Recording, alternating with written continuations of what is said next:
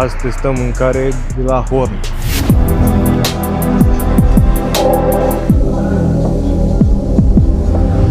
Am dat comandă de mâncare, total a fost de 97 de lei. Mi-am luat de un sandwich de cangus cu cartofi, cu suroi. E locația foarte mișto, se află în Podul Roș, este lângă încălțită de Podul Roș, pentru cine știe. Și să vedem dacă ajunge chiar în 15 minute sau mai mult. Și mine a ajuns mâncarea, mai puțin de 15 minute chiar. Mi se pare că a durat cam 10 minute sau chiar mai puțin, 8 minute.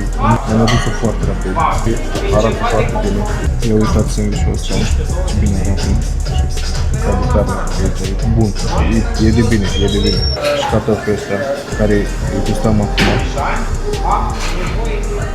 Sincer, să fiu cu voi, am văzut că îți congelați cartofii, deci era și normal de așteptat. Dar e bun, îl gătiți ca lumea, adică nu pot să mă plâng. Și acum să vedem sandwich-urile astea. Seara asta am luat cu Barcelona și vreau să dau niște scoruri așa clasice, tip Barcelona, un 3-1, să spun, sau un 2-1, hai. Poate o să fie mai greu de data asta, deși sper la un 3-1. Hai să vedem dacă sandwich-ul ăsta chiar este bun, deși mă aștept să fie bun. Hai să testăm. Sandwich-ul este unul bun, clasic.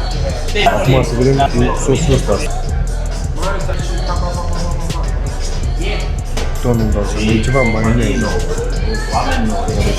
Și nu știu dacă scrie cu bon, nu scrie cu bon, na. E ceva cu maioneză, dar e bun și cartoful la fel de bun. Ca să dăm și o notă la cartofi și la sandwich, îi dăm un 9 din 10, cred că, sau 10 din 10, nu știu. E bun, e clasic, e un sandwich cinstit. Și cu sosul ăsta îi dăm un 11, că merge bine cu sos. Și la cartofi aș da un 9 din 10. Cred că nu merită nota asta, că sunt niște cartofi și cu suroi. Cum a fost sandwich-ul mai clasic, nu știu, mai diferit. Cartofii sunt basic, și ca și cantitate, merită 9 din 10.